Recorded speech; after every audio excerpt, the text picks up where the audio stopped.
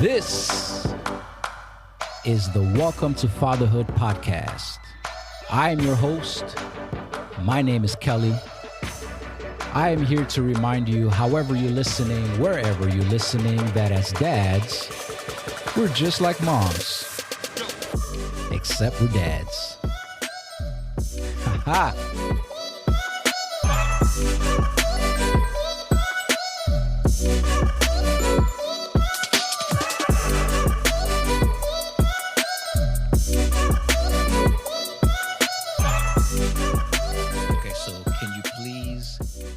By introducing yourself. Yes, my name is David Sedlacek, and I am professor of family ministry and discipleship at the Seventh-day Adventist Theological Seminary. And go ahead. Well, and I'm a father. I'm a father of 5 children and 12 grandchildren and 1 great-grandchild. You're already a great-grandfather? Yes, sir. How does that feel?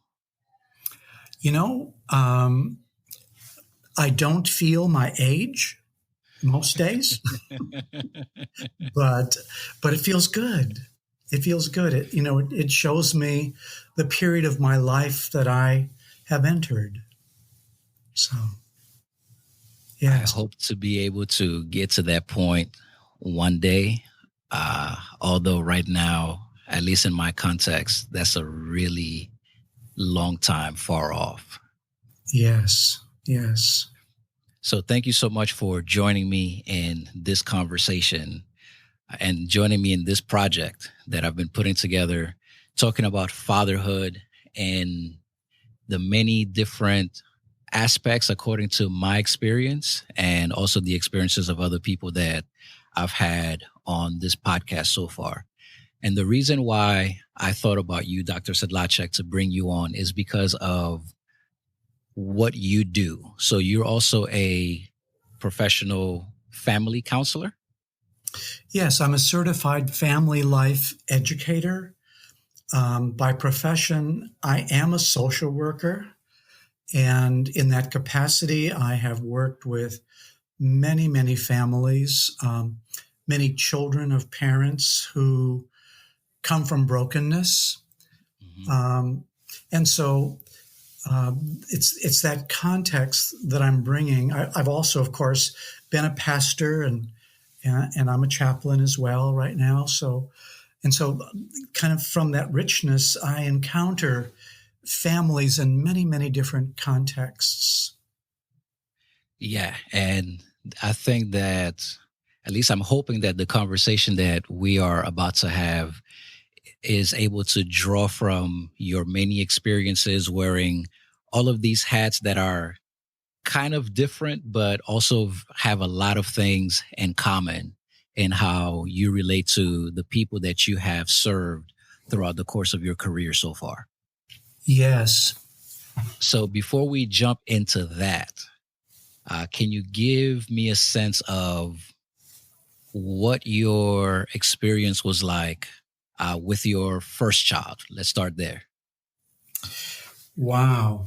Okay, now this is going to be rather unique because my present wife Beverly is my second wife. I've been divorced. Okay. So in my very first marriage, my first wife had a 2-year-old son when we met. And he was just the cutest little handsome young man. And not only did I, feel attraction to her, but I just fell in love with Gene as my own son. And I did adopt him. So my first child is an adopted child. And then we had 2 more, Aaron and Rory. And so 2 girls. So certainly Aaron is my biological firstborn, Mm-hmm. but my son Gene is my adopted firstborn. Mm-hmm. And so when when I saw Gene, when I first met him, we just, I just loved him to pieces and embraced him into my heart and just loved on him as best I could. His biological father was still alive at the time, Okay.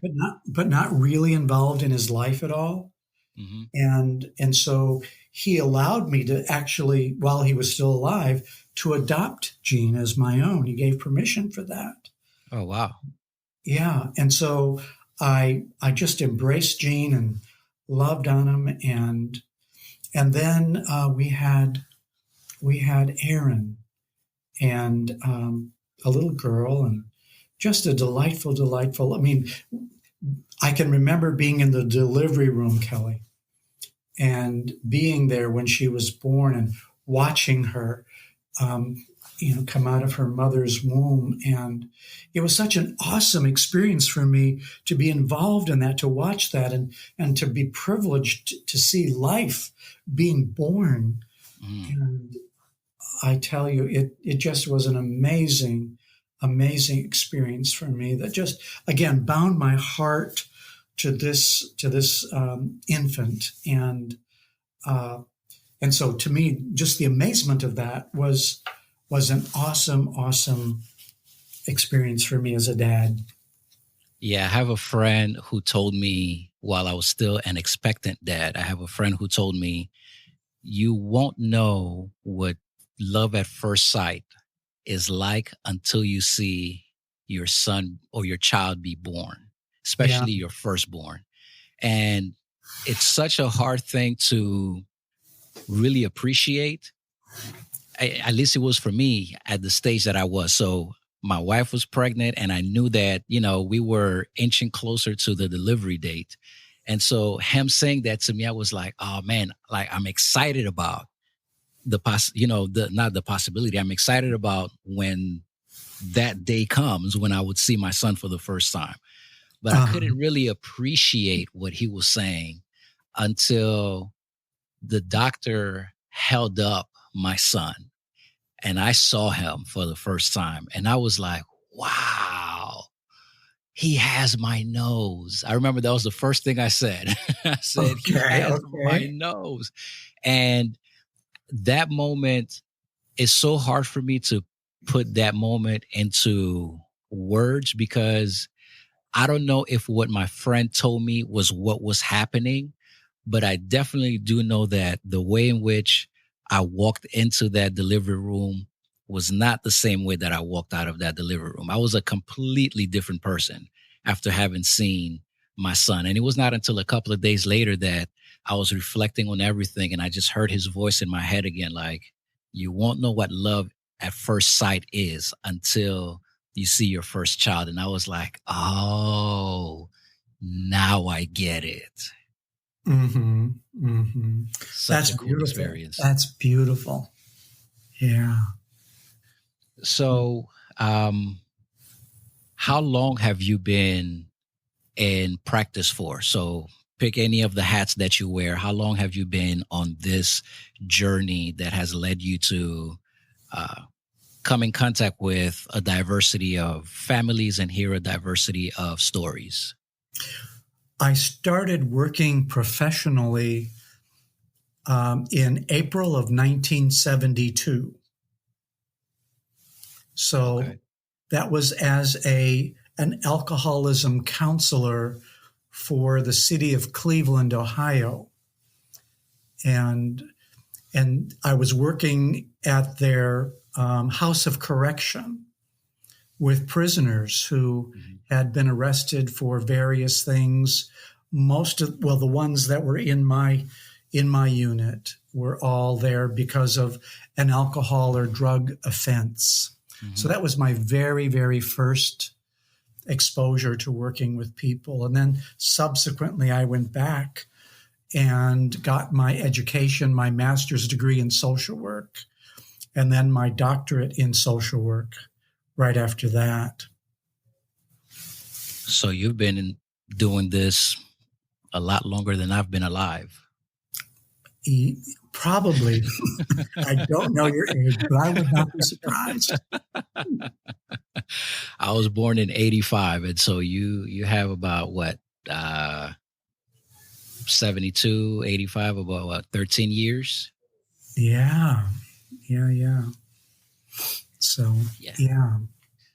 So I want to tap into that wealth of knowledge.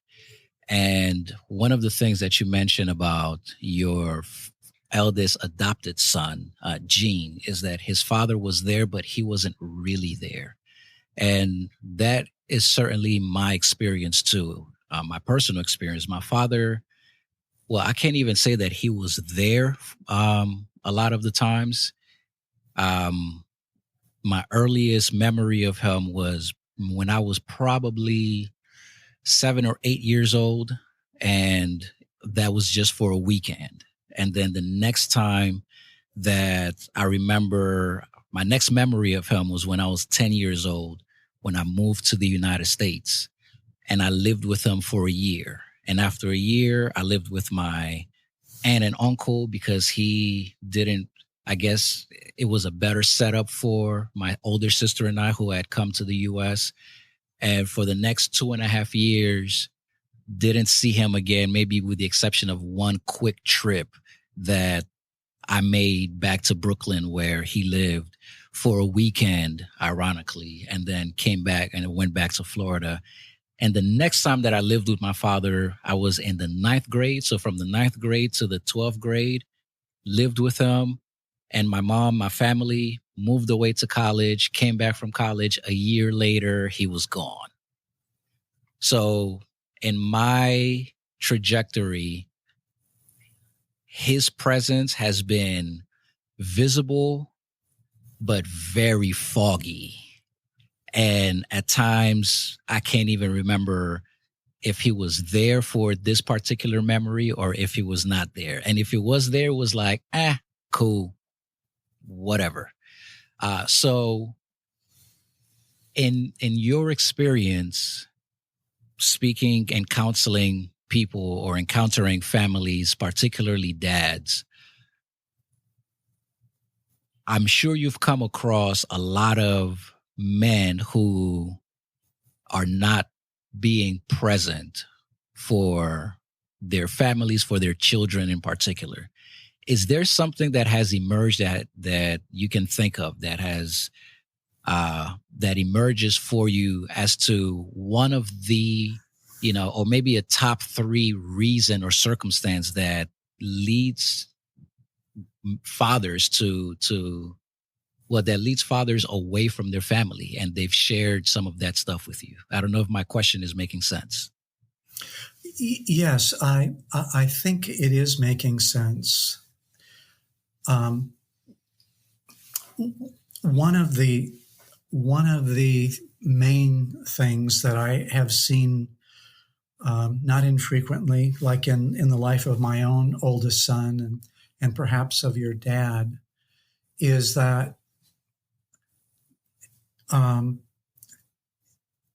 pregnancy was not something that they really wanted, and therefore they had a difficult time allowing themselves to want you, embracing you with their heart. It's almost, and I hate to put any words, but this is what I've experienced.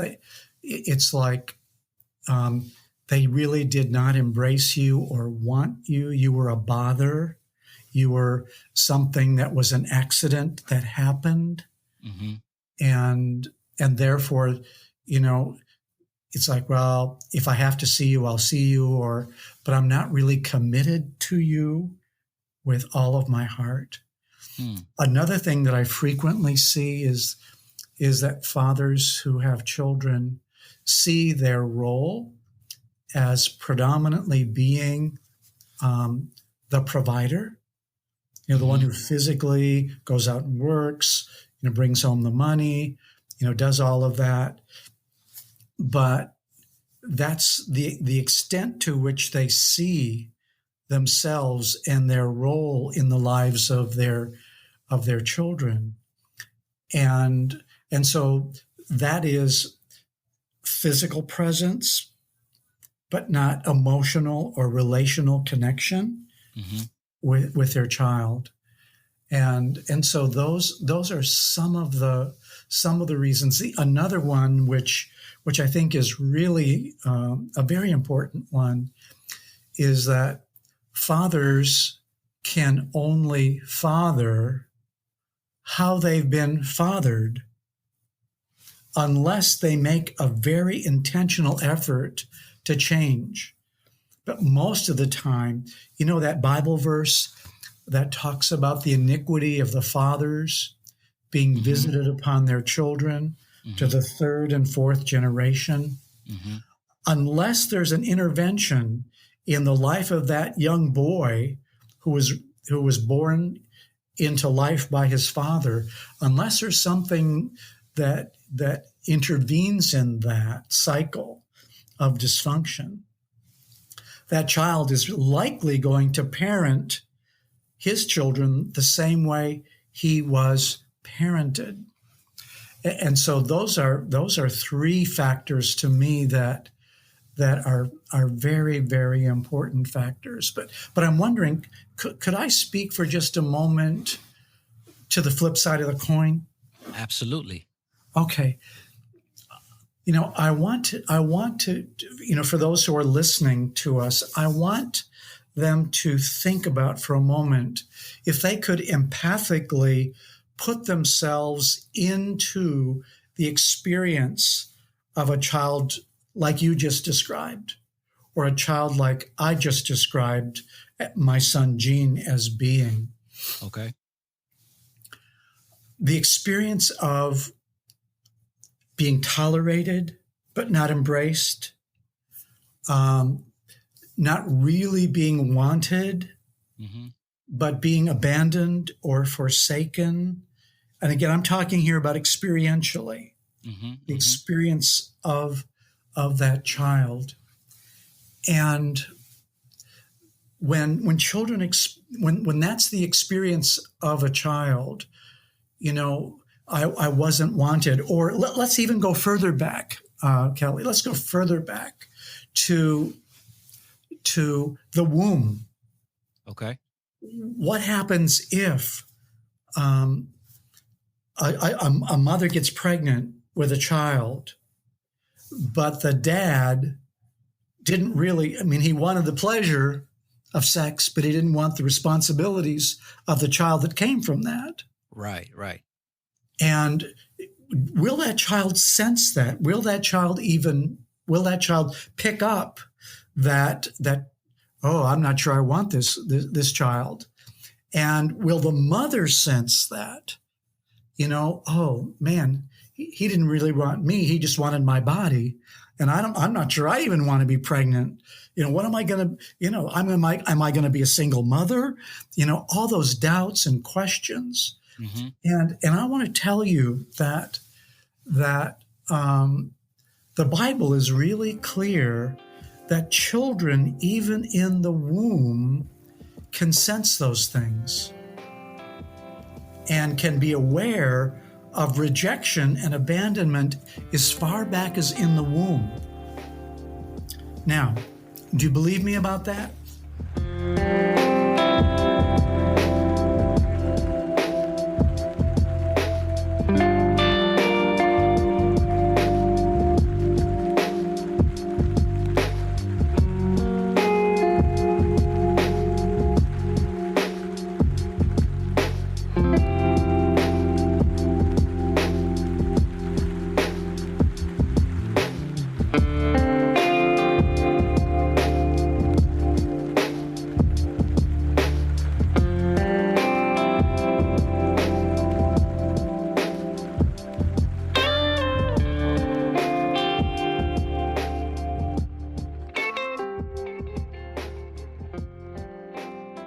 I think it's a very interesting thing that you're bringing up.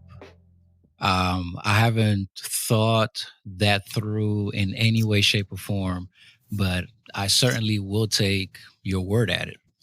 Well, I want you to do more than take my word at it, because I want to, if you don't mind, I want to go to the word and have us just examine this for a moment together. Okay? Yeah, that's So, fine. Let me just make a quick statement to some of our listeners who may not be of a Christian background. Again, just clarifying to them that though the nature of this podcast is not intended to push Christianity upon anybody, I myself, as the host, I do have a belief system that I subscribe to, and I do consider myself a Christian. Dr. Sedlacek, I know you do too. So this conversation for us will be very natural. But I just want to encourage, if there are any listeners who may think that this is some type of subtle attempt to indoctrinate and push any type of religious belief on them, this is not what's happening. We're just examining in this perspective, this topic that you and I are discussing. So go ahead. Thank you. And I want to echo what you just said, that, this is not about converting anyone, but it's sharing a little bit about how life works. Yeah. And certainly it's been my experience about how life works. So I'm in the Gospel of Luke, chapter 1, and Elizabeth became pregnant with John the Baptist and went in seclusion for 5 months. Okay. And then in verse 26 of Luke 1, it says, in the 6th month of Elizabeth's pregnancy, God sent the angel Gabriel to Nazareth to a virgin named Mary. She was engaged to be married to a man named Joseph. So they were engaged, a descendant of King David. And Gabriel, said to her, greetings, favored woman, the Lord is with you. And again, for the sake of shortening this, he asked her if she would be willing to be the mother of the Messiah. And at first, of course, it's like, how can I be? I'm a virgin, and the angel explained to her that the power of the Holy Spirit is going to come upon you, and the baby to be born will be holy, for he will be called the Son of God. And then the angel went on to explain that Elizabeth has become pregnant, and people used to say she's barren, but she conceived a son, is now in her 6th month, for nothing is impossible with God. And then Mary agreed to the angel Gabriel's proposition that she become pregnant. Now, it says a few days later, so in Elizabeth's 6th month, Mary hurried to the hill country of Judea, to the town where Zechariah lived. She entered the house and greeted Elizabeth. Now, here's important, verse 41. At the sound of Mary's greeting, Elizabeth's child leaped within her. And Elizabeth was filled with the Holy Spirit. So when Mary, who was pregnant, came into the presence of Elizabeth, who was 6 months pregnant at the time, John the Baptist, who was in Elizabeth's womb, responded by leaping in response to Mary coming in with Jesus in her womb. So what we learn from this is that children in the womb can respond to external stimuli. Absolutely. Yep. Okay. And if anyone wants to check this out from more of a secular point of view, there's an excellent book called The Life of the Unborn Child. That's the name of the book, by a physician. His name is Dr. Thomas Verney, Verney. And Dr. Verney was an obstetrician. And he and midwives, nurses that he worked with, made observations of children who were just born based upon their experiences in the womb, and found the powerful impact of the life of an unborn child in the womb, predicting the behavior of that child even later after birth. Now, so here is something that I think is really important. In verse 44, it says, "When I heard your greeting," this is Elizabeth speaking, "when I heard your greeting, the baby in my womb jumped for joy." And so one of the real important things we're learning is that children in the womb not only can respond, but they can have emotions. The baby in the womb jumped for joy. And so here's the bottom line of our conversation here at this point, is that children in the womb are very susceptible to mother's health because of the blood circulation, to mother's emotions. The babies feel what mother feels. And so if the mother feels rejected by the father, the baby's father, if the mother feels abandoned by the baby's father, those emotions, those beliefs, if you will, even, are going to be transferred to that child.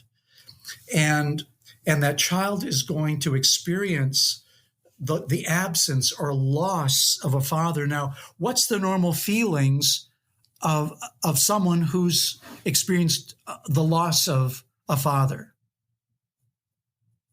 There is sadness. There is grief. There's a mourning that takes place. And a slew of other things. It plays on your self-esteem. It plays on your, I could go on and on. Yes, you're absolutely correct. Absolutely correct.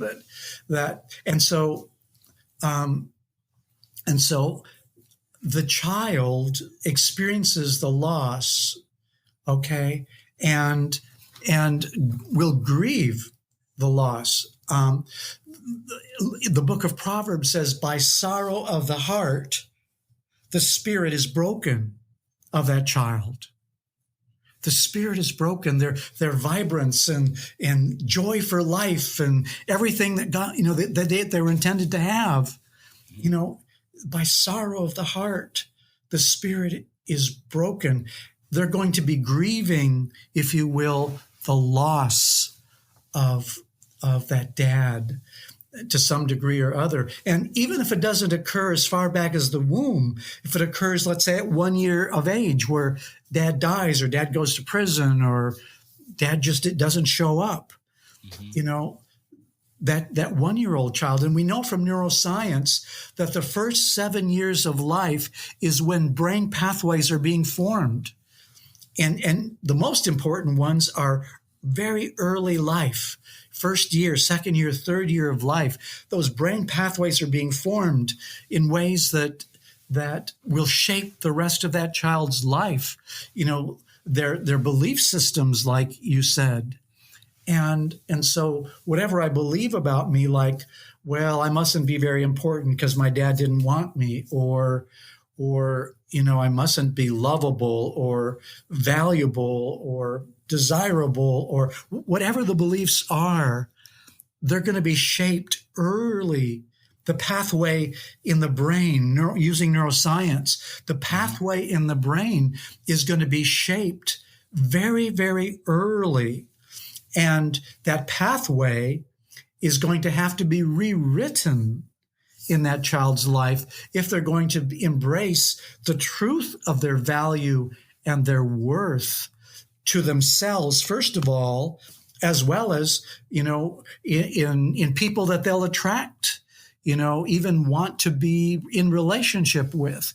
Those brain pathways will shape who they even choose or are attracted to in a relationship, because you're going to be attracted to someone about the same level of emotional health that you have. Not just someone who's a great, healthy person, but just someone about the same level of differentiation or, really love and care for yourself as you have. And so that, those are very, very important in terms of continuing these cycles of dysfunction that we see so frequently in families today. And I want to just say this, not in any way to proselytize, but I want to say this, that there's this critical verse that says this: when my father and mother forsake me, when I really have had that experience of having been left and forsaken, then God, as my heavenly Father, takes me up and becomes a father to me in a very real sense. He fills in that gap. Psalm 27, verse 11. That is verse 10. Verse 10. That is my favorite verse in Scripture. Is it? Yes, because that has been my experience. The feeling of isolation, the feeling of rejection, of being unwanted. There was the last time that my father, one of the last times, I should say, just to give you a glimpse of how complex that history is, one of the last times that he left, in fact, when I was in college, right after college, mind you, the 2006 housing market crash that caused the recession, yes, was in the backdrop. I was in my junior year of college when that recession began. And so when I graduated in 2007, I was that was the heart of that recession. No job, no anything. I just felt like a total loser at life, like a total failure. Here I am with a college degree from this prestigious liberal arts school, and I can't even get a job at CVS. And so that was taking a toll on me. And then the following year was when my father decided I think it was the following year, my father decided, you know what? I'm leaving. And he left. And so not only was my self-esteem way down in the trash when he left, I felt as if there was no value. I was so worthless that he just decided, why the heck do I need this thing for? That's how I took it. I can't confirm that is why he left, and his reasons for leaving are entirely his. And quite honestly, I don't care what they are.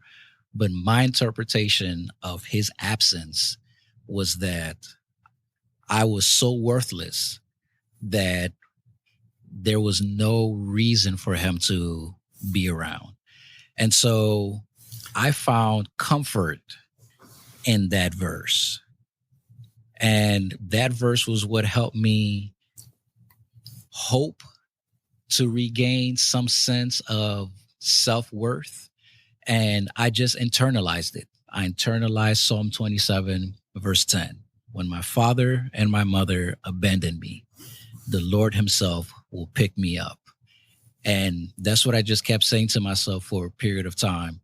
And not only did I begin to say that to myself, but in my experience, there were godly, solid, level-headed, real men that began to show up in my life out of the woodworks. And two of these guys in particular, my friend Eddie and my really good friend, someone who I admire, I love and respect, and consider him as the father figure in my life, Frankie. These two guys absorbed me into their families. And that was my first time being around men and their families that was not toxic. And the very first time that an adult father figure said, I love you to me, I had to bite my bottom lip because I almost cried. And and it felt weird, which is the other part. It felt weird. It felt strange to have a father, some guy who I placed in the position as father, look at me and say, hey, Cal, I love you, son. Oh my God. It just, all the yucky, icky, like, ugh, why? But on the other hand, it was so restorative. There was something that just made me latch on even more. And so that verse became a reality in my life through these men.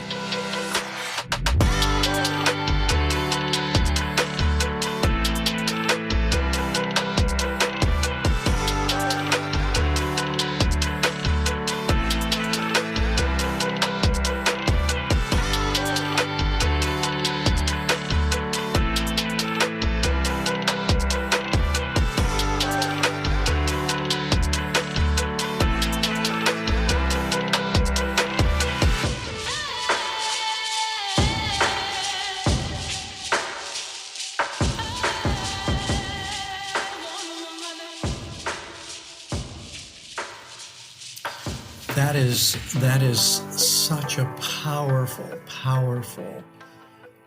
example of the experience of a child and the redeeming possibility of other men stepping in and mentoring and growing and investing in your life. I mean, what an amazing thing.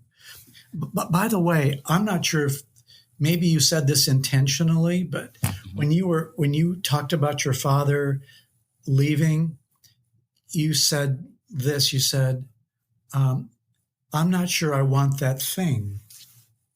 Mm-hmm. And what that it's like. Oh no. I mean, you weren't even seen as a real person. You're a thing. You're an it. And it's like, oh my.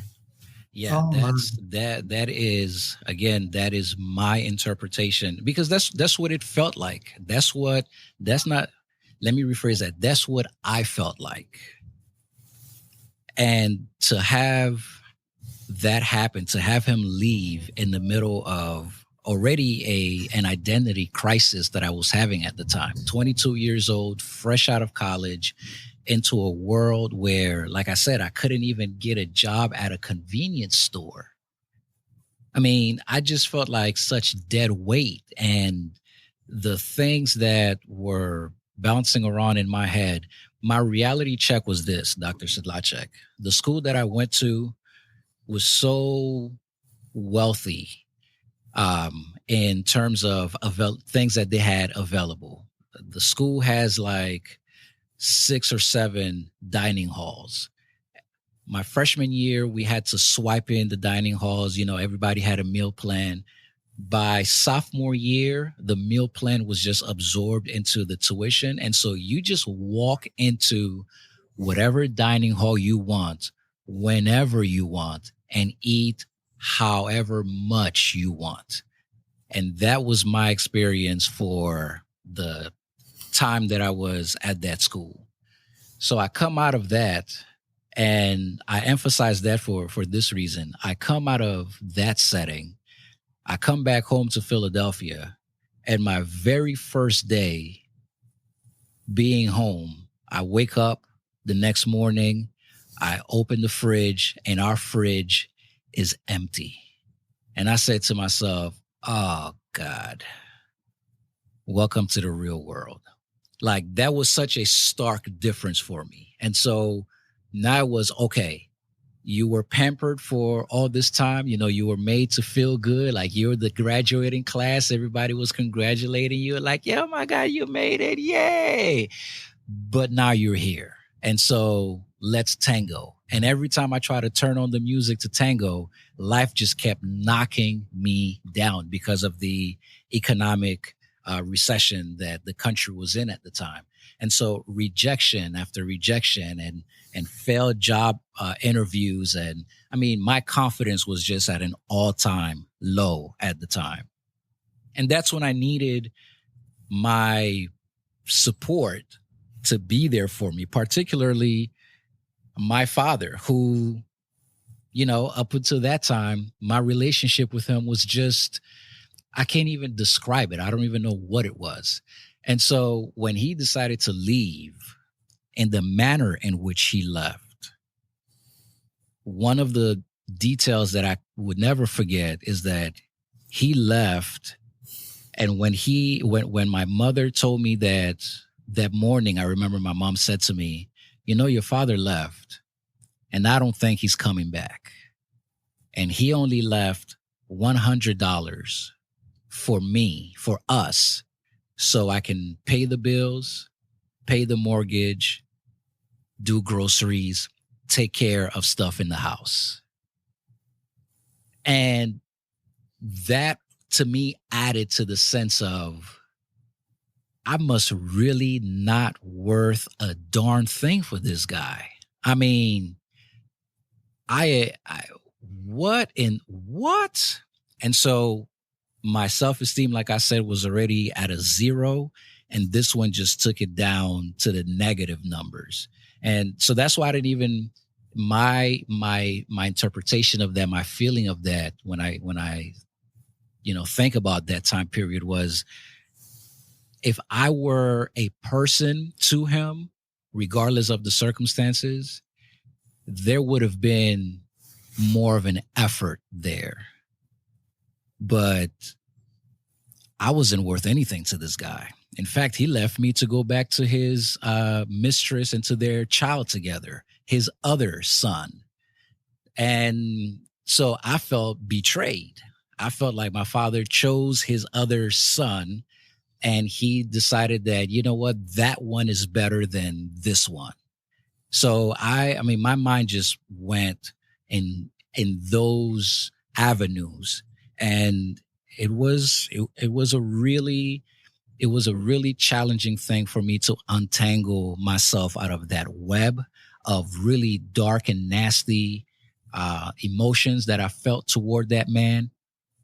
And I hated him, and then I thought I had forgiven him, and then I hated him some more. And that process took me a good decade or so just to untangle myself out of it. And what ticked me off, Dr. Sedlacek, was people who would come to me constantly and say, well, the Bible says you have to honor your father and your mother. And my response to them was, well, you could shove that Bible somewhere where the sun don't shine. Mm-hmm. Because that's not what I wanted to hear. That's not what was necessary at that moment. At that moment, I wasn't concerned about that aspect of what the Bible was saying. But I did latch on to that part that said, well, he did leave me. Who's going to pick me up now? Oh, the Lord will pick me up. Yeah. Yeah. It is so fascinating that you ended with the story of honor your father and your mother, because I was going to talk about that, but not from the same way you automatically did, because there are people who really don't understand and who try to make people force the Bible down people's throat, and you're supposed to honor him and all that kind of stuff. And that's not really the spirit in which God talks to us about his word. But would it be okay if we just unpack that a little bit more? Yeah, absolutely. That honor business, especially in some cultures. Some cultures are very much into the honor kind of framework, where honoring your parents is something that if you don't do that, there's something wrong with you. You're lost. If you don't honor your father and your mother. And so they latch on to that, not really understanding what it means. So it says, that verse says, honor your father and your mother as the Lord your God has commanded you, that your days may be prolonged and that it go well with you in the land which the Lord your God has given you. And we're told that this is the first commandment that has promises connected with it, right? Promise connected with it. And what are the 2 promises? That if you honor your father and your mother, that you're going to live a long life. That's the first one. And that life is going to go well with you. Okay. So now, what does it mean to honor? what does it mean to honor? Does God ask us to honor behavior that's not honorable, like abandonment or some kind of abuse that parents give their children? Is this a Bible verse where God is just saying, shut up and take it? Is that what he means? I've heard so many people bring up that point when that conversation is happening. So that's been a conversation that I've obviously been a part of, like I just said. And because of my own experience, I know experientially that is not what that piece of scripture is saying. Now, I can't to this day really say what I think it is saying. So that's why I'm intrigued by this conversation that we're about to have. But people who have planted their flag on, in spite of what happens, honor your father and your mother, have looked very foolish when someone retorts with these follow-up questions. So if my father raped me, am I supposed to still honor him? If I don't even know who the man is, how do I honor someone who I don't even know exists? Mm-hmm. And folks have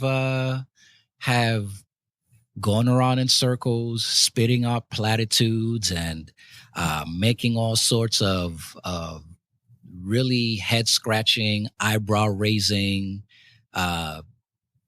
comments and statements. And I'm like, and this is where I back away. Mm-hmm. So I'm intrigued by unpacking this a little bit. Continue, please. Okay. So when God says that this is the first commandment with promise, this commandment is really describing how life works. That's all it's doing. This is how life is going to work. Okay.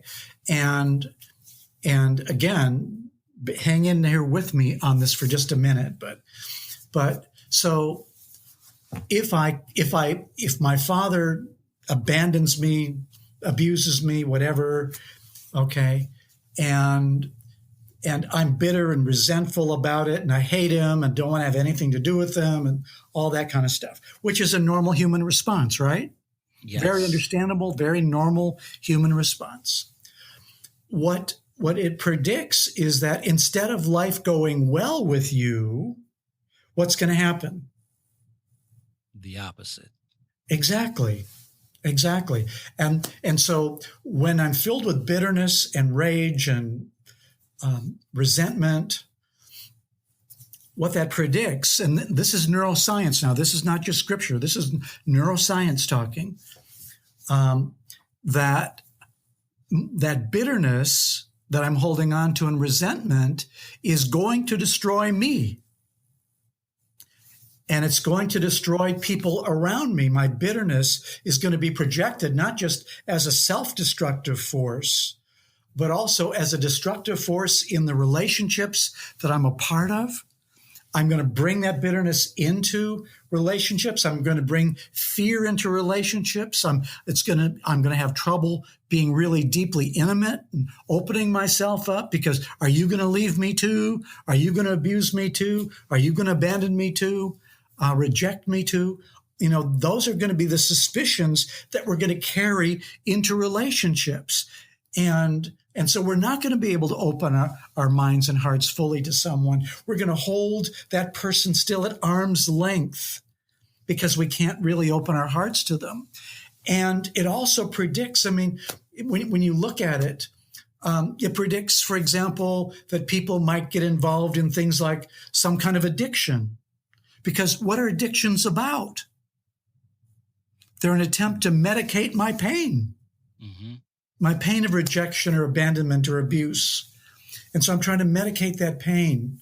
Or it might predict that I'm going to get depressed, or be anxious or engage in self-destructive behavior like smoking or drinking or those kinds of things. And so when that happens, that simply is describing what the Bible said would happen.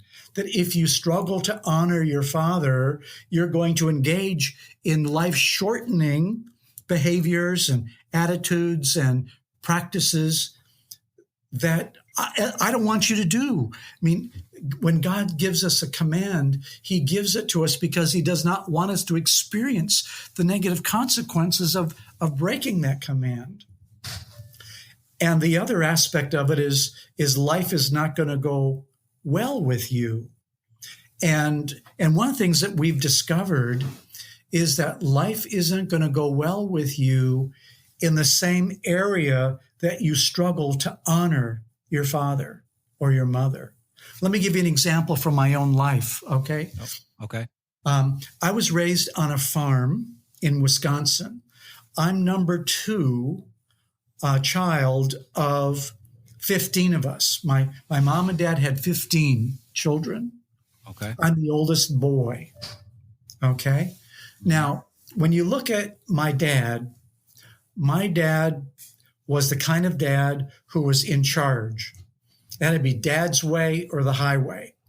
You know, my mom had no voice. My mom was this petite, little woman whose kind of identity in life, unfortunately, and it was much less than she could have had, but her identity was to have kids, to take care of them, and have no voice or no say about anything. She lived as kind of a victim with no voice. My dad was in control. He had the voice. He made the decisions, and everyone had to do what dad wanted to be done. Well, for me, what that meant is that I couldn't have opinions of my own either. I had to kind of do what dad wanted me to do and kind of be this model child and, do whatever I had to do to please God. Now, to please my dad. Now, I hated that. In fact, I ran away from home when I was 10 years old. I really disliked that. Wow. And so this commandment says that it will, life will go well with you in the land which the Lord your God has given you. In other words, in your future. And so it would predict one of two things would happen. Either I would do the very same thing with my kids that my dad did, okay, or just the opposite, okay? That either I would become this controller, just like dad, or that I would become very permissive with my own children and allow them to do almost anything. But I wouldn't be balanced, in terms of being able to give them a voice but also be strong when they needed strength from me as a dad. Mm-hmm. And so in my life, it started out with my being overly permissive, allowing them to do certain things that I should have been able to be strong to say, no, that's not okay, because you're hurting you, and I don't want you to hurt yourself. And so, no, you may not do that. So I had to learn to become stronger as a dad, to overcome the impact of my not honoring my father in that area. Okay. Now, I'm going to go to a hard place right now. I'm going to go to a hard place. Just want to prepare you for that.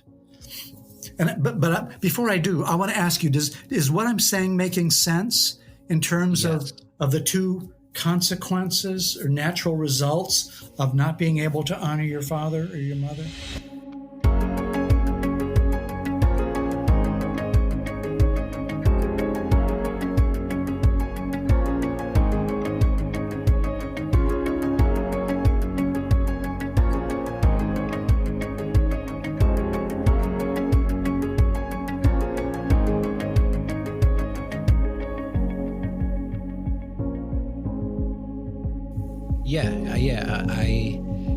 I think it's interesting, the points that you are unfolding, because in a conversation that I recently had with a friend, we kind of were on the periphery of this discussion that we're having now, in that our fathers were not the best examples for us. And so we both realized that we had a choice to make very early on.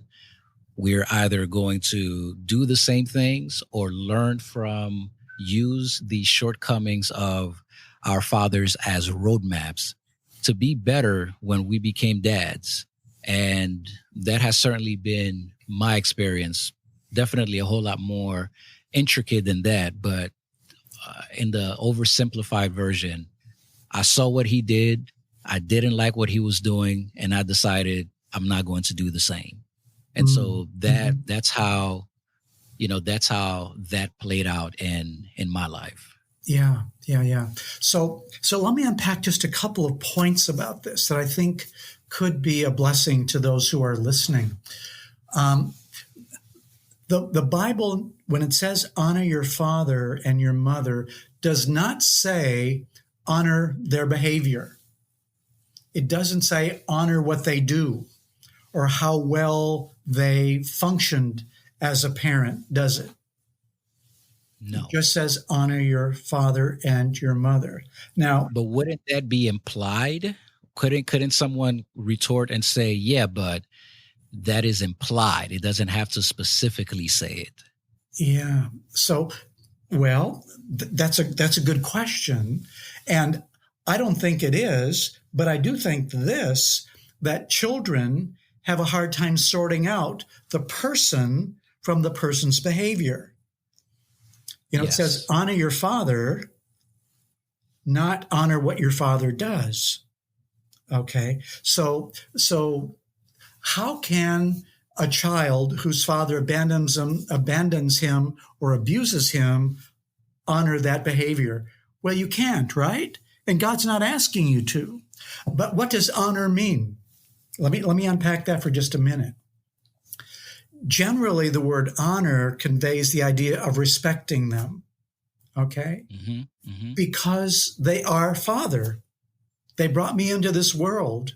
And so because they brought me into this world, I want to respect the position of father, not how they function in that position. But children can't sort that out, can they? The difference between the person and the person's behavior. Looking back now from our years of experience, we can look back and maybe sort out, well, I can honor my father, but he certainly didn't function as a father, very well. But as children, we can't. And so parents who do not train up their children to honor them because of their position are doing what? They are basically causing their children to sin because they're not behaving themselves as honorable. Okay? Now, and sinning by, I'm describing bitterness, anger, resentment. I don't want to have anything to do with you. I hate you. I'm not going to forgive you. Those struggles, those natural struggles that we have. And I've had to go through that too. I've had to really struggle with some of this in my own life with my own father and even with my own mother. And so, but here now, remember the verse that was so meaningful to you? Yes. Okay. It says, when my father and mother forsake me, the Lord will take me up. Now, taking me up means, in my mind, this. It means I'm going to be your father. Your dad, he was too broken or too selfish or whatever, to function as a father in your life. I'm going to be your father now. I'm going to even send other men into your life to be your father, to teach you what it's like to be a father and to give you an experience that you can honor. Did you hear that? Yes. When daddy becomes when your heavenly father becomes your father, your heavenly daddy, you honor him. Wow. You can be attracted to him. You can learn from him, grow from him the way an earthly father is meant to teach us. And when he brings other men into your life to be mentors and they take you under their wing and they teach you what it's like to be a man and how to conduct yourself, you can honor that. Okay. You can honor that. And that's going to enable you to perhaps even one day look back on your father and say, you know, Dad did not function in a way that allowed me to honor what he did. But now I know what it's like to have a father. And even though he does not deserve it, I'm going to honor the position of father, not how he functioned in that position, but I'm going to honor my dad for the position that he had of bringing me into this world, even if he does not deserve it.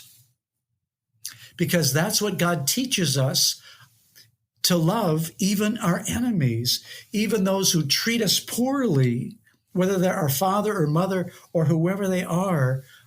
That's the miraculous thing that God's fatherhood does for us, is it teaches us to love even our enemies. That's what makes us different, you know, from other people, is that God has given us that capacity to love even the unlovable in our lives, to honor even the unhonorable in our lives. Is that making any sense or helping unpack that a little bit?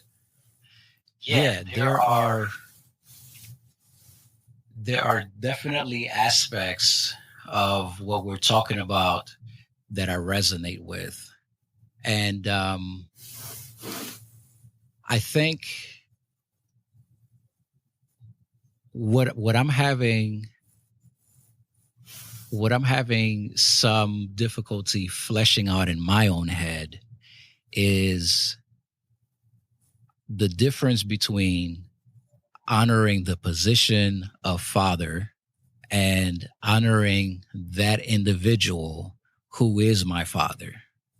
Because while in my personal experience, I have these other father figures who I definitely love and respect and honor and hold in very honorable positions in my life, they are not my biological fathers. And that's always been a barrier for me. Every time I get to that point, it's like, yeah, I love these guys and I know that they love me too. But the fact remains, when I see, for instance, my friend Frank with his biological son, it reminds me that's not my biological dad. So there is a bond there that becomes, or the lack of a relationship there that becomes magnified, at least in my experience, even more. Mm-hmm. Though I have grown comfortable with it, I have grown to accept that this is my reality. Every once in a while, I have to walk past that lack of something there and just nod to it because it exists. And so how does someone deal with that dichotomy? So I will honor the position of fatherhood, partly or mostly, I should say, not just because of these father figures, but now especially since I am a father myself.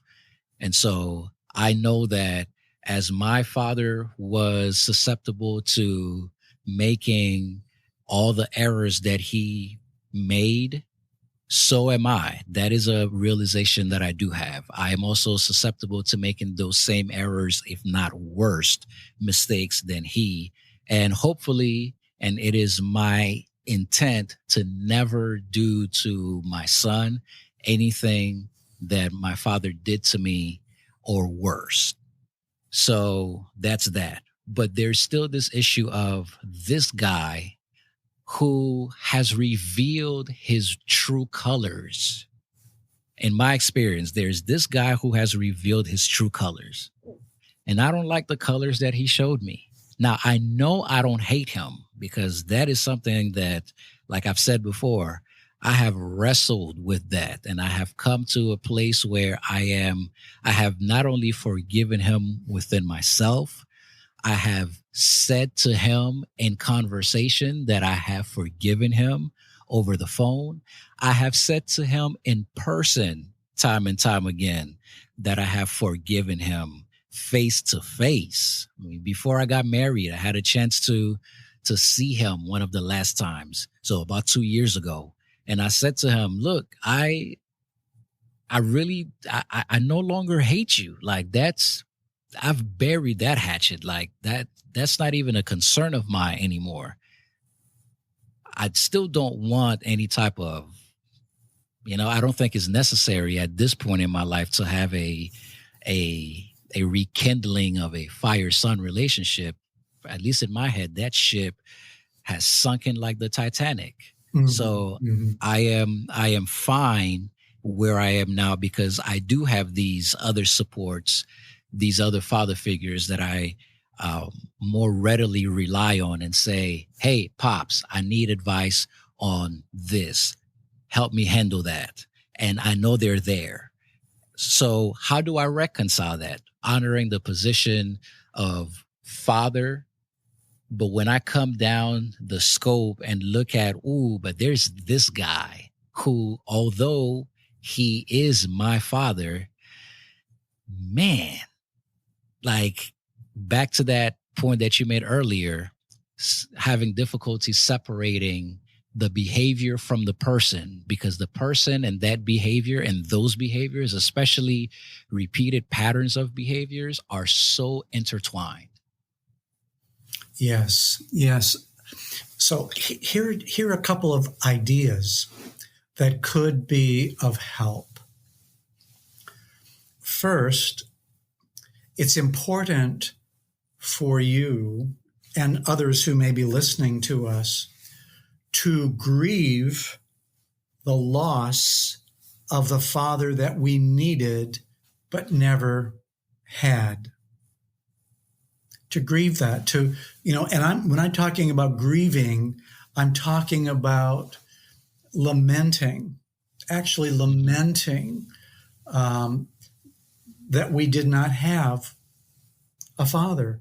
And what that means is that with you and one of your pops, or even with God,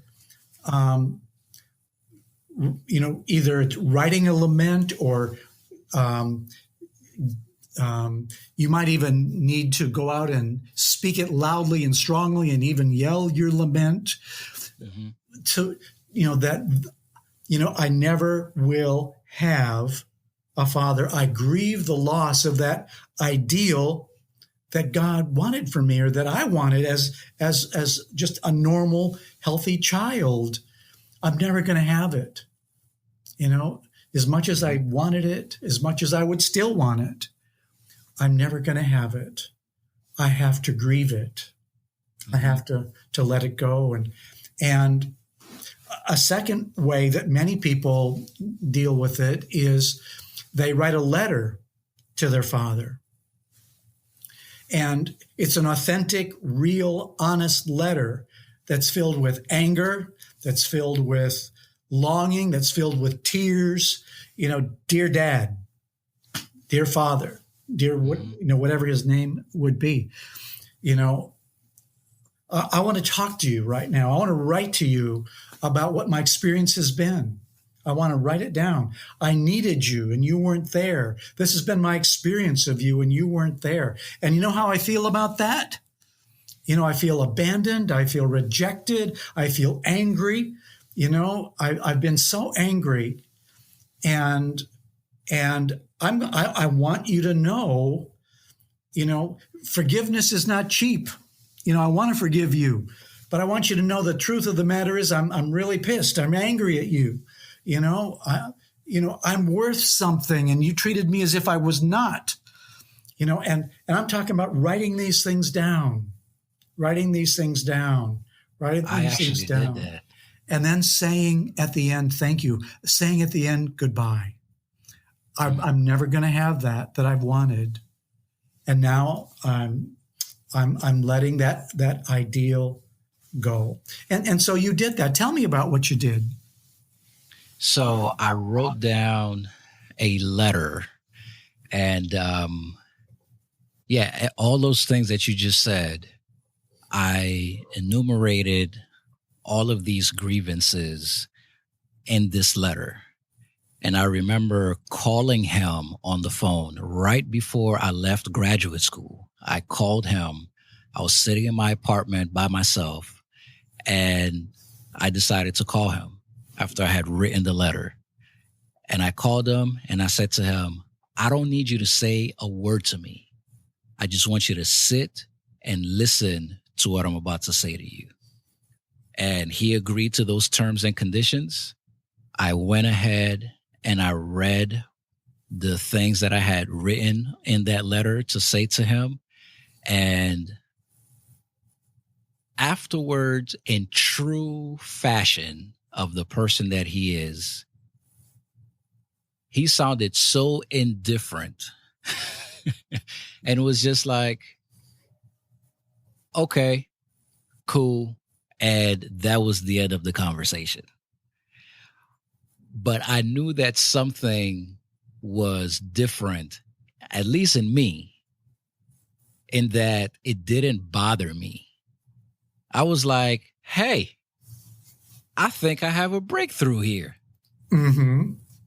Oh, this feels good. I no longer care what this person's response is to me, to my existence or anything like that. Like, that was my big revelation at that time. So I just sat back on my couch and just kind of soaked that moment and basked in it. And I was like, okay, I think I'm ready to move on now. Now, it's also important for me to say that even after that experience and that basking in the moment, I had not fully completed my process of letting go of all of that altogether. It took me perhaps another 3 or 4 years after that experience to just really let everything go. But I do look back on it as a significant step in the right direction, for me at least.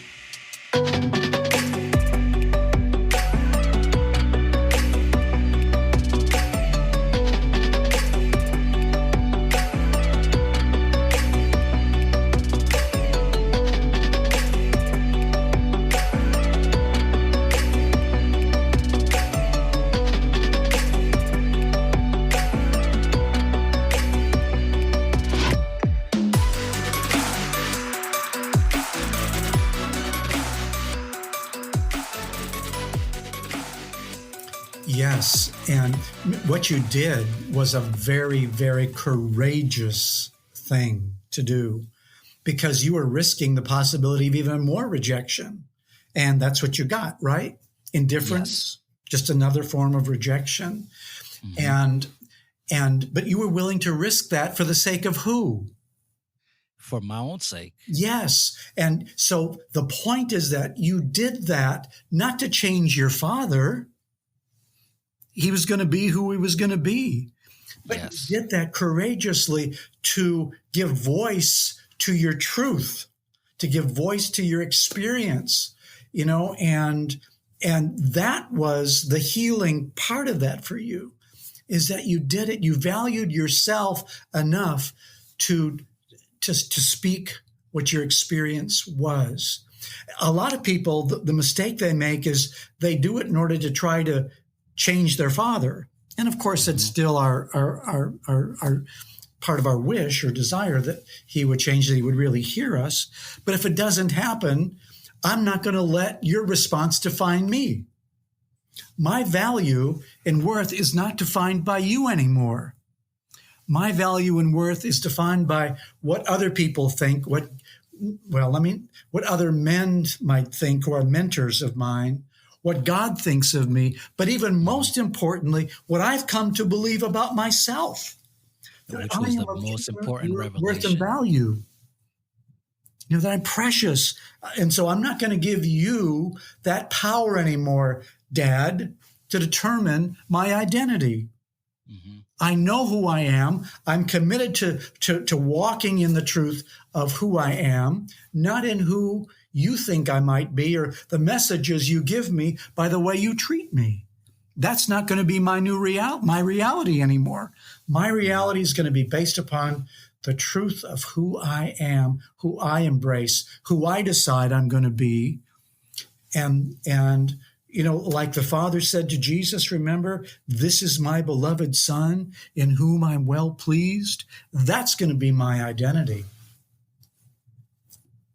Yeah, that was certainly my experience. While you were talking, I was looking for a copy of that letter that I wrote to my dad, and just to read over it again, listening to you. And it was, that was the fruits that I reaped from that experience. A paradigm shift, a true shedding of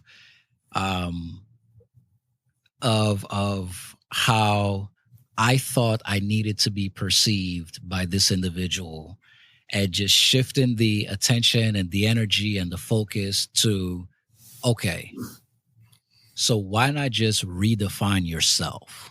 Mm-hmm. Why not just listen to the voices of the people who have been consistently telling you how they view you, what they think of you, what value you have to these people.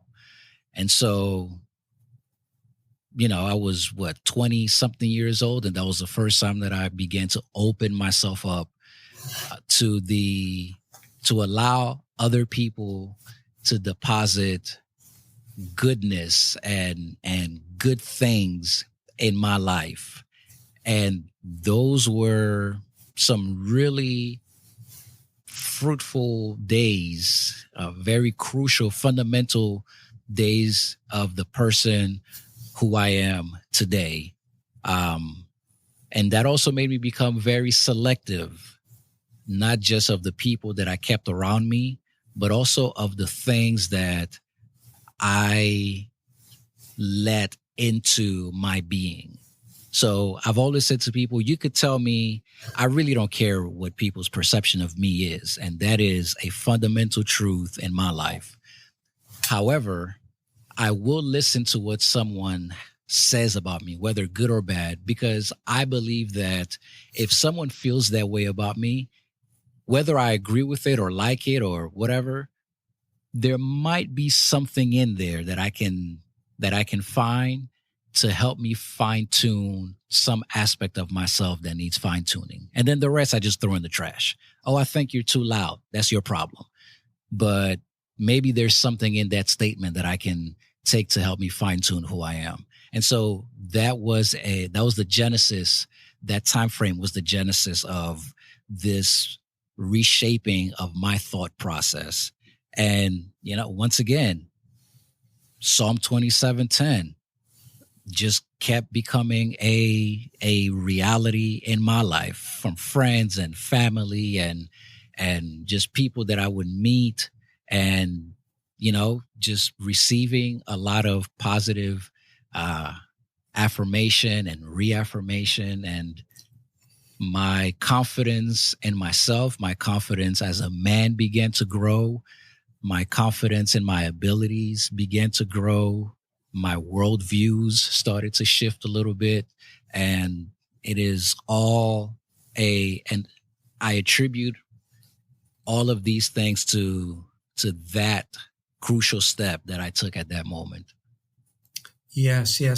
And what you're describing beautifully is that you were able to develop a sense of healthy boundaries about yourself. In other words, a message would come your way, and rather than just take it in like a child would take in what a father says or does and believe it, without any, because they don't have the capacity to sort it out. If daddy says it, it must be so, or daddy does it, it must be true. But as an adult, you began to then be able to say, well, I'm going to evaluate this message. If there's something true about it, I'll accept it. But if not, I'm not going to let it come in. I'm not going to believe it or receive it. Absolutely. Those are wonderful examples of what healthy boundaries look like. Dr. Sedlacek, I really appreciate having this conversation for this reason. this whole time that we've been talking, I've been trying to understand or to find a context that would highlight just how precious of a discussion we've been having so far. And the fact of the matter is, as it's true in all of our stories, but I'll speak to mine. I was once a child who has a negative history with my father, and I am now a father. And for whatever reason, this has just leaped for me in that. Let me unpack what I'm trying to say a little bit. All of these things that we just spoke about is important for me because fatherhood is a journey that begins. I always thought that my journey of fatherhood began when my wife told me she was pregnant. But after this conversation, I've been realizing that my journey of fatherhood began even way before that. Mm-hmm. From my personal experience with my own father, I had begun to learn things that would help me or shape me rather into being the father that I am today and that I hope to continue evolving into being with my son. And there is so much that I have suppressed just for the sake of putting one foot in front of the other. Because I think it's true for anybody. If I really were to sit and feel the full weight of all of the things that, all of the times that my father hurt me and disappointed me, and all of the things that he made me feel or that I interpreted him making me feel, I would need some type of intervention to not let me end it all, because it could lead me to that point. Yes. And so now, as a 35-year-old man, I haven't shed that history because that history is part of who I am today. Understanding the intricacies of that history helps me today in wanting to be a different version of my father for my son, a better version of my father for my son. Not so that I can look back at my experience with him and gloat and say, look how much better than you I am, because I don't have time or energy for that. But because I know that my son deserves to have a much better experience with me than I had with my own father. And understanding that for me is very important to help me frame my relationship with my son and how I will continue to evolve as a dad. And I think that there are a lot of men, my father, maybe even himself, because quite honestly, I don't know much about his background or his history in terms of his relationship with his own father or lack thereof. And if I do remember a little bit, I don't think he even knew who his father was. And he was raised by a stepfather, I think. Mm-hmm. But I say all of that to say every man who becomes a father, like me, also has a history or an unhistory, if that's even a word, with their own fathers. And learning to identify some of these complexities and intricacies and doing all of this mental gymnastic can be so enriching, can be so enlightening, can be so life-saving, can be so relationship-saving for the sake of their children. I'm not even going to go into the marriage part because this is not a podcast about marriage. It's a podcast about fatherhood. And so the emphasis is where I'm going to put it right there. Having this conversation has now sparked all of these things in my mind to be aware of. And when I am as I watch my son grow and as I evolve in this role, the things that I need to be aware of, the potential pitfalls that I may fall into that would potentially lead my relationship with my son in a rocky place like mine and my father's is or isn't. And so it's been enriching. It's been very, very, very enriching just to revisit some of those things, for as hurtful and painful as some of it has been, but it's enriching to revisit those things because it inevitably creates this roadmap almost for me to be like, okay, take a step back. This is the baggage that you have, but this is not the baggage that you have to carry on this plane with you and your son. You could check that baggage and you can create your own legacy, your own history with your child by looking back at these things and picking up things that are valuable, whether they're painful or not, just to help me make wiser decisions in my relationship with my son. And so I hope that that's what our listeners have been getting from this so far. Yeah, I really appreciate what you just said. It's so important. And that's what we do want, is to break those cycles, and we can break those cycles. I can remember when I was a dad, a younger dad, one of the things that I remember feeling one time was, I didn't get this, I'm giving this to you, my son, even to my daughters, I'm giving you this, but I never got this for myself. Mm. And what the Lord showed me about that at the time when I started having those feelings was, you don't want to go there. That's going back into self-pity. And you don't want to go back into self-pity because it's a hole that you're never going to drag yourself out of. You don't want to go back in there. And so I became aware of that. I had enough self-awareness at that point where I could recognize that for what it was and make a very healthy decision like, I'm not going to go back there.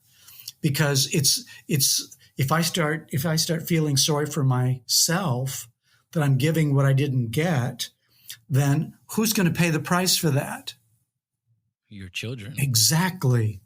My children will pay the price. I'm going to become bitter and resentful, disconnected from them, and so I'm not going to do that. I love myself. I love them too much to do that. The other thing I wanted to reflect on that, based upon what you said was this, and that is that, when you began talking about, wow, I'm not even sure that my father was connected to his father and all of that. When you begin getting a sense of his story, what that does is it gives us a sense or an opportunity to have empathy. Yes. I went through this with you, and I just wonder, it gives me a capacity to move into feeling compassion, to maybe move into even a deeper level of forgiveness when I understand that he was probably just not intending to hurt me or not intending to abandon me. He was just living out the cycle as best he knew, and he didn't have the benefit of having other men pour into him or of knowing that God was there for him as a father. And so, I think that's a really important point you made as well. Yeah, it's, in an email that I sent to you, one of the books that you and your wife have written was very instrumental to my process of finally getting to this point of closing that chapter in my life.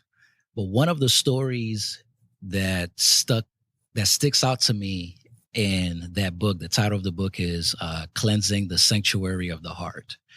And one of the stories that sticks out to me in that book is of one of your clients who you were in a session with, and I don't quite remember what the initial situation was. I think he had just left his family and he was seeking counseling, and so you helped him unpack part of his history and his story growing up. And his father was very successful, and he was very diligent in his work and was not necessarily there because of his work. So that was the structure that he was brought up in, if I remember the story correctly.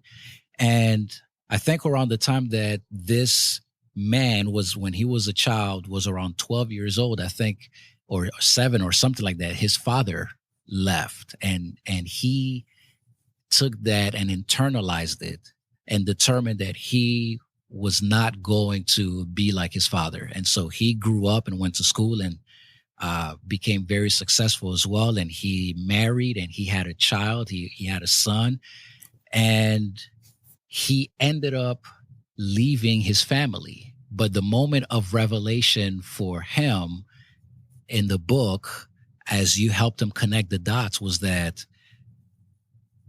the same age, or around the same age that his father left him, is around the same age that he left his own son. And to me, that was such a powerful moment in the book, because the point that was drawn out of that was, by trying so hard to not be like his father, he ended up doing to his family the same thing that his father did to their family. And when I was reading that segment, I just cried like a little baby, because the realization for me was that I had been trying so hard to not be and to not repeat, and to, when people would say to me, "Oh, you look just like your father," which I do, and it ticks me off, but it is what it is, because now I have a son who I'm hoping looks more like me than he does my wife. Although my wife is beautiful, but I want my son to look like me. And so I want people to be able to look at my son and say, "Oh my gosh, you look just like your dad." So I was trying so hard to not have any association with my father at that time, without realizing that even in my other relationships, even in my relationship with my siblings at the time, my relationship with my mother at the time, I was basically doing to them what I was so angry at my father for doing to me. And so that was a really big moment of revelation for me, to realize that I just need to stop. I just need to be myself. I just need to let go of that ideal and set up an entirely different ideal for me, apart from him.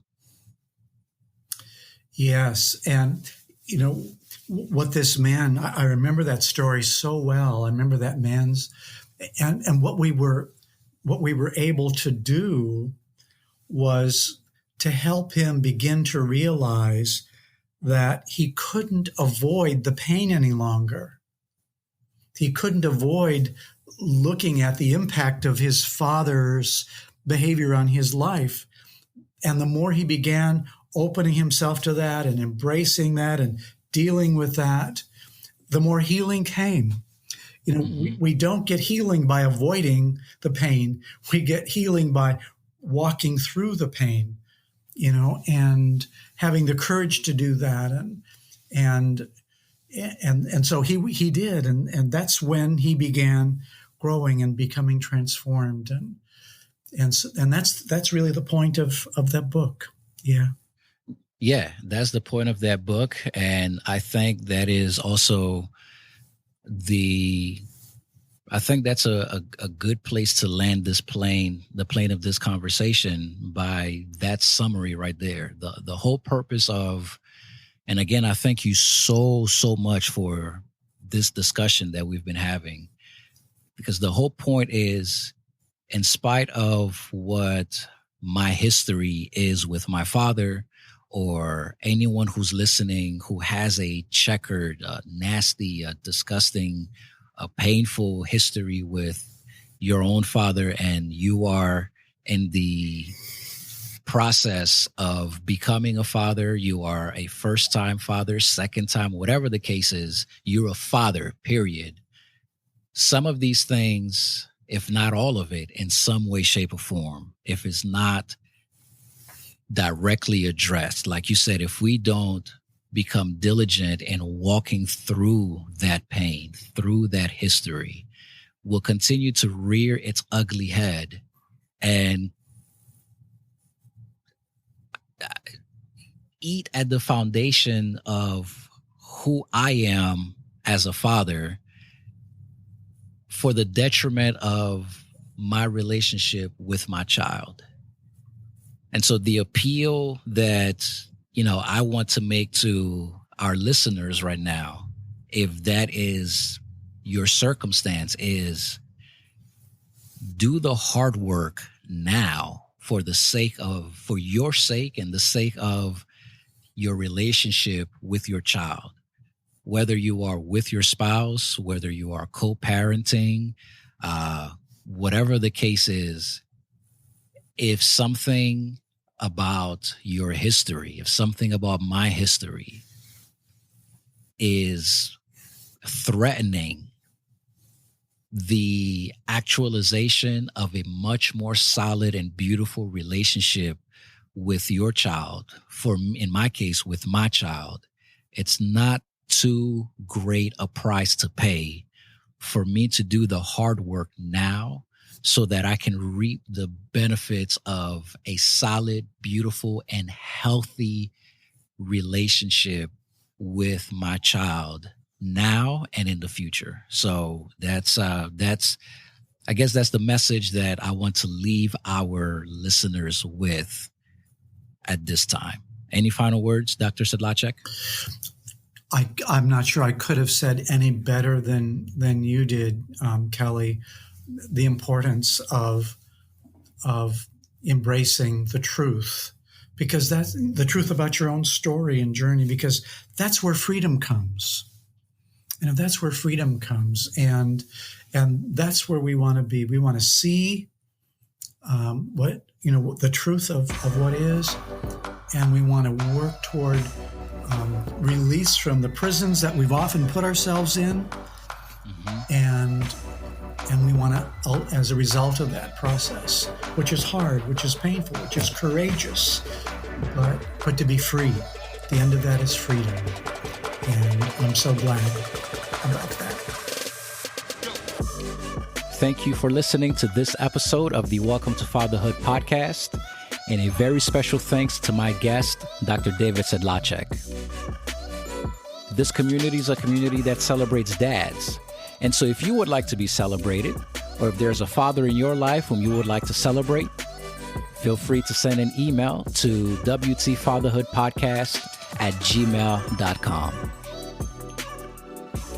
You can find the Facebook group by searching Welcome to Fatherhood Podcast on Facebook, where you can join our community in order to share your thoughts or leave any comments regarding this episode or any previous episodes. Please make sure that you rate this podcast and that you write a review on any platform that allows you to do so, as that will continue to expand the reach of this podcast to other listeners. And thank you for continuing to share this podcast with your friends and family and those in your community. So keep in mind that this podcast can be found on different platforms like Apple Podcast, Google Podcast, Spotify, Pandora, and iHeartRadio. And I will continue to look for ways to expand the platforms where this podcast can be reached. Remember that as dads, we're really just like moms, except we're dads. Talk to you next week.